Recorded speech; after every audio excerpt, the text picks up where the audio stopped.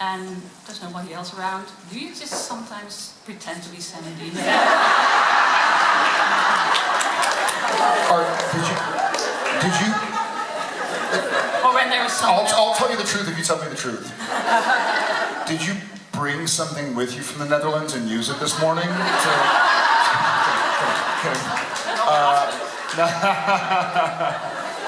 I don't know. That's a great question, a funny question. I don't think we've ever been asked it.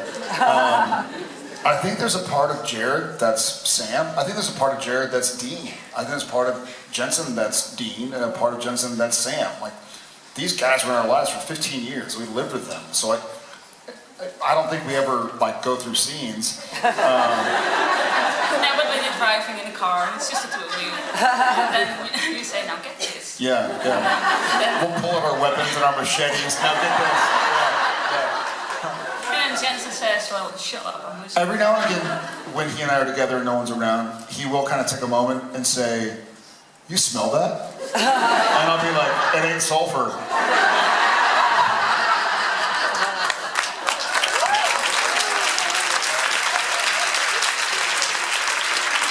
I'd say it's probably more of us referencing Sam and Dean and Supernatural and the experience that we had for 15 years, rather than slipping into the characters and I blacked out. What happened? somebody yell action. She might be onto something though. Maybe we should try. Just look around and be like, "Hey, anybody there?" She said when no one else is around. Well, they're right fucking there. No, but maybe every now and again if we're just sitting down, chilling out, be like, "Anybody here?" I don't hear anything. "Anybody here?" All right, so get this. The lore says...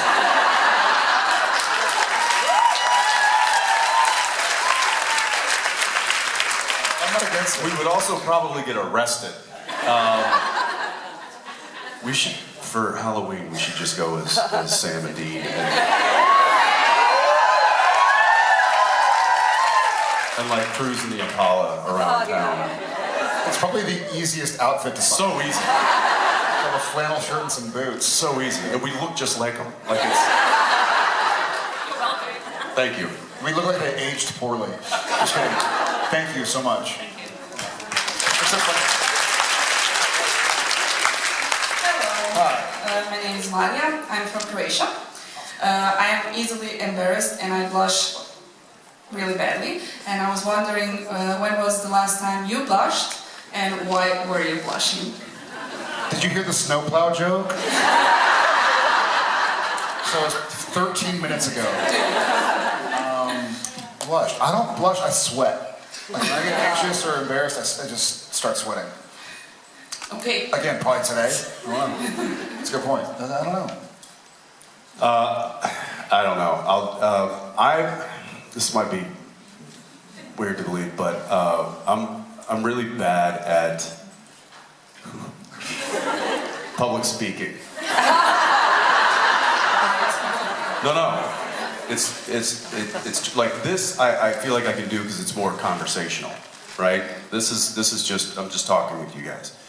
But if I need to get up and give like a speech in front of a crowd of people that I may or may not know, man, that's hard for me. And I just recently had to do kind of an impromptu. I was just filming something, and when I wrapped and I was finished, people were like, "Speech," and I was like, "Shit." And so I had to stand there on set with a whole bunch of crews, some I knew and most I didn't, and basically thank them for an experience and try to say something of value and something meaningful. And I must have been beat red because I was stuttering and I was like, it's just really, you guys, this has been, and I don't, if you understand, please somebody hit me in the face immediately with a blunt object. So I don't know, that was just last week, so that's kind of fresh on the brain. But yeah, that was difficult, oddly, because it's not like I'm nervous getting in front of people and having this kind of conversation, but when I'm supposed to, off the cuff, say something meaningful to a mixed crowd, I get really nervous. And you was young. That was me and Walker. yeah. So anyway, that was recent. Yeah, that's too funny. Same. This past week, Tuesday, we wrapped, and they were like, hey, and that's a season 4 wrap on Jared. And everybody just got quiet. No one was yelling speech, but I was like, oh fuck, they wanting me to say. And they're all staring at you like. Yeah. And I've known them for 4 years. No, but it's like I know these people. No, it's more like you better say something great. Other than that situation, which is funny because same, I kind of subscribe to the belief that I heard this one time and I loved it, and so I'll say it. But you can't rob a naked person. It was just to say, like, I kind of lead with. Well, they and it's clearly already robbed themselves of dignity, so that's. Well, but I feel like I lead with like, hey, I'm a fucking nerd. You know what I mean? Like, I'm not really cool. I have a cool job, and I love telling stories, but I also love hearing stories. So like, don't expect anything neat from me. I'm just a fucking weird Texan moose. And so I under-promise a lot, I think, is the easiest way I avoid embarrassment. That's the correct way to do it. But, yeah. But you did well. You're not blushing. Sure. Yeah. Well, yeah. Maria from Doesn't feel- Croatia. Maria. Well, you did great. Thank you so much. Hi, I'm Naomi from Italy. And so recently I saw on Twitter a page about the script for No Rest for the Wicked, where apparently Kripke made a comment about how Dean is supposed to sing Wanted Dead or Alive, and he wrote, "No, Jensen, not in key." So I was wondering if you guys remember any other comments that the screenwriters has ever written on 15th season of Supernatural. I don't remember. Like directed to us personally. Yes, directly to you personally, which could make us laugh or whatever. I've had a few times where it's been in the script where it actually uses my name, and it's like, or whatever Jensen wants to do here, and which is odd because it breaks the fourth wall, so to speak. But yeah, it'll be in the screen, and it'll just be like, and then Dean bites into a piece of food, and then in parentheses, or whatever Jensen wants to inhale on this day. And then other times it's been like, and then Dean turns and does something funny. We'll leave that up to Jensen. And so, but I think that speaks to the comfortability that the writers had with us as performers, and also as stewards of these characters and of this story. They knew that we were going to do something that was first in character, but secondly that was good for the tone and the story that is Supernatural. So there was a lot of trust, and that trust was printed on the page quite a bit. Not all the time, but quite a bit. Those were a couple of times I remember. I was gonna laugh at first. I was like, I don't remember what No Rest for the Wicked was about. What was the episode? It was the scene. It's the episode where the scene is when Sam and Dean are in the Impala and they sing "Wanted Dead or Alive." Okay, what season was that? Season 3, guys. It's the last 15 seasons. I know, but it's the first time that you died, Jensen. You should remember it. I died like 130 times on that show. Yeah, but you never forget the first time. Clearly I did.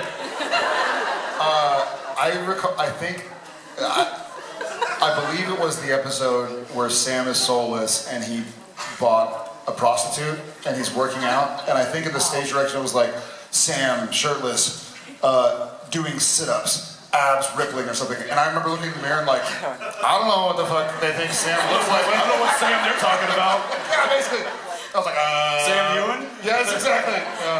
Hey, Sam Ewan, you gotta come do it. But it was like, muscles bulging, and I was like, who the fuck do they think they're writing? Muscles? Yeah, exactly. Beyond that, I've forgotten a lot of what happened.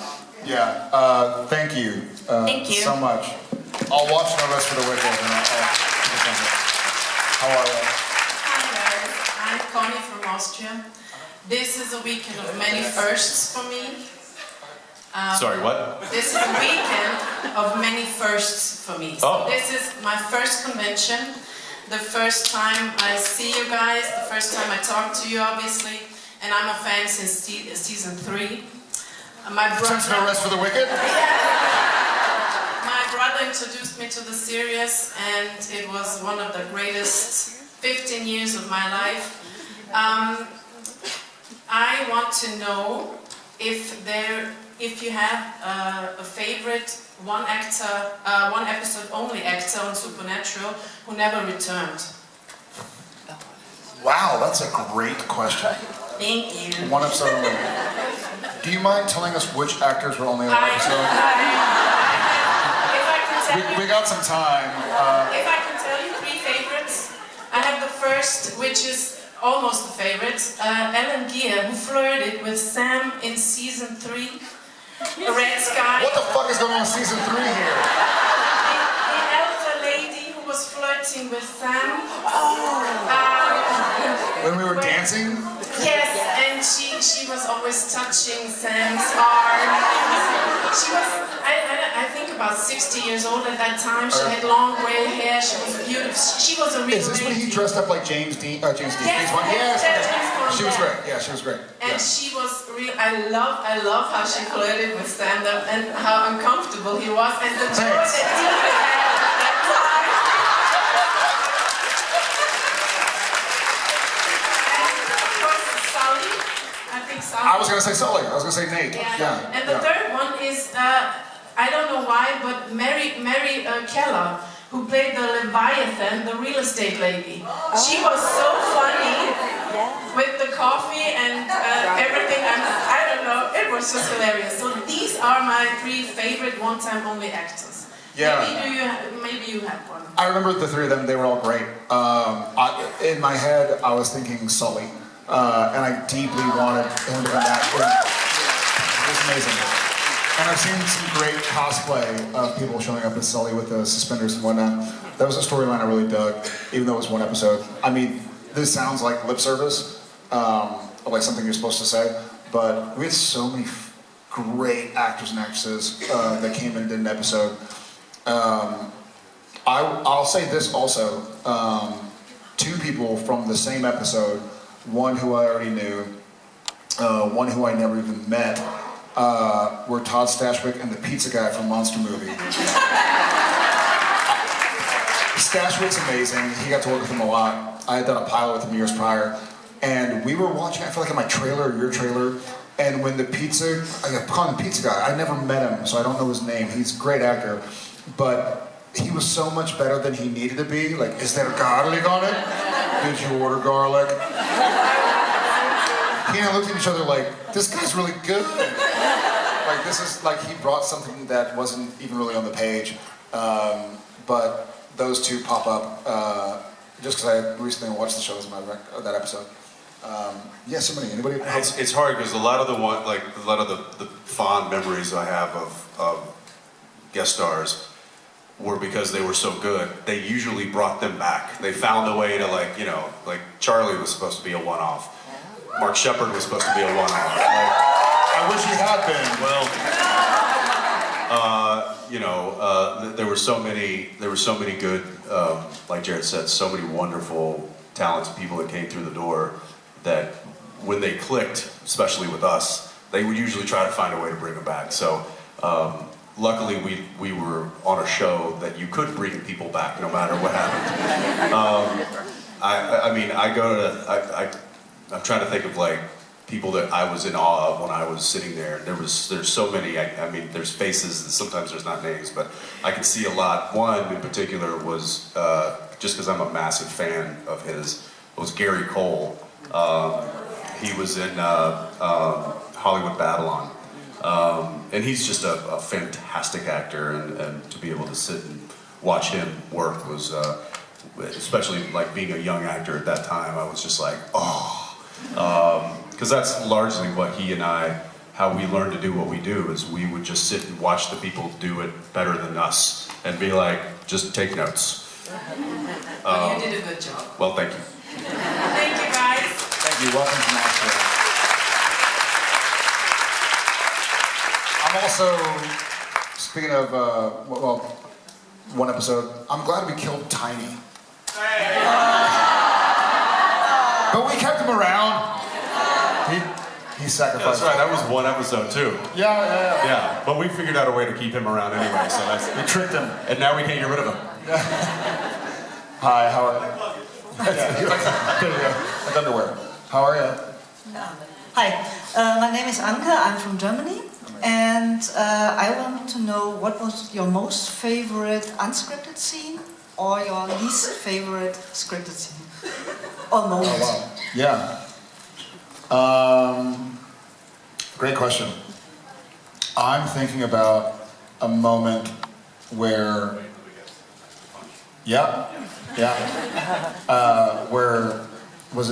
where Sam gets possessed by the Meg demon and finally gets exorcised, but he had been like kind of torturing Dean, and so Dean reaches over after Sam is back to Sam, like what happened, and just punches him.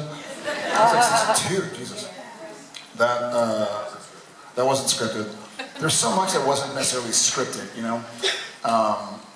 Certain moments. One of my least favorite things, maybe my least favorite thing that any writer can put into a script is like, Dean cries, Sam breaks down, Dean tears up, Sam and, you know, whatever, do this. I'm like, because there were so many, if you were to go through all of the scenes of Supernatural, which there are many, and then watch the episodes, rarely was there a sequence where it was like, they get emotional, where we did, and there were so many where they don't even mention that we get emotional, but you just feel it. You're just there and you're like, wow, I hate it when it's like, this is where I'm supposed to cry. Because sometimes you don't even know, you'll go through a scene and you'll go like, oh shit, like that's hitting deep. And it's not because it's scripted. So, offhand, God. I think there's a lot of moments, especially like some of the emotional moments. One comes to mind, which is the barn scene. Which one? The most recent one. Yeah. Genius. Where I'd be interested to go back and look, and I can't remember if, you know, maybe they didn't use it, but to go back and read that scene on the script and see how word for word it was on the performance, because I feel like there were takes where I know I would like maybe repeat myself, or I would say some things that I thought were, you know, dove into the emotion even more, and it wasn't something that I planned. It's like just felt it. You just feel something, and when you've worked with somebody for so long and you're so comfortable with the character and you know the story so well, you can be available for those things that hit, and you can act on them, and you can say those words, and you can say something that just makes it feel more real. And I feel like we did that in that scene. There was some dialogue that may have been added or massaged, or, you know. I don't know if it was ever added to a revision or if we just did it, but like the callback of like, I can't do this alone, yes you can, well I don't want to, it's the exact same words that Dean said the same, and vice versa. So there was stuff that wasn't scripted initially, and that goes back to an earlier question about if there's stuff like, Jensen, do whatever you want. Like the feeling of that scene was like, here guys, we know this is Here's the template. intense, here's the template, make it y'all's. Like y'all know Sam and Dean more than anybody ever will, you make it yours. And so he and I had a couple months because then COVID happened, the pandemic, and so we made it ours. It was so hard to rehearse that scene. Even it was scripted where I was on the ground. Yeah. And Jared comes up and kind of cradles me, and I'm, you know, like effectively dying in his arms.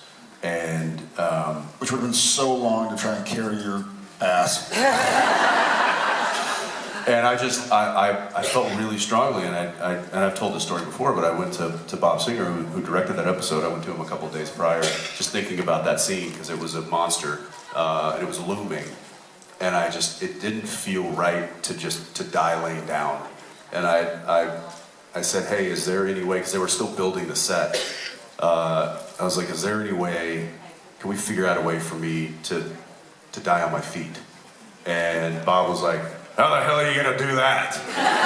Who dies on their feet? And I'm like, Dean Winchester dies on his feet.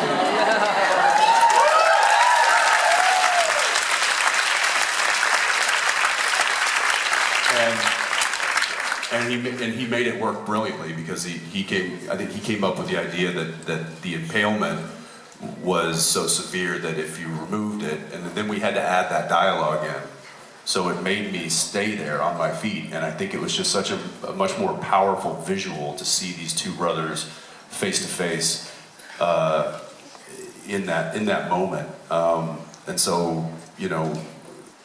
That was certainly one big thing that was totally unscripted that I fought for, and I'm really happy I did because I think it just made that scene that much more powerful.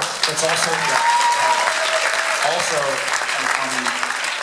I'm grinning to myself because I've watched a lot of the 15-20 reaction videos, the finale, and there's some really savvy TV viewers out there who've seen a lot of different television shows, a lot of different episodes of them, and you'll watch some and they'll be like, oh yeah, oh, Sam's taking on the big guy, oh yeah, take that, blah, blah. And then when Dean goes to the post and then runs out, it shows, they'll be like, yeah, oh no, oh come on now, no, they just showed that for too long, like, oh shit, you know, so, and then I turn off because I'm crying. I still love the fact that the stunt guy, who is awesome, he's like ex-military, giant, one of the biggest guys we've ever had on our show. His name was Heidi, and he killed Dean Winchester. But he's an awesome guy, and in fact, I was just in Vancouver and working with Jesse, and Jesse and Heidi are like super close buds now. So it was good to kind of reminisce with those guys a little bit. But anyway, on a brighter note, we're gonna walk off now. They're pulling us. Thank you. More to come. Yes.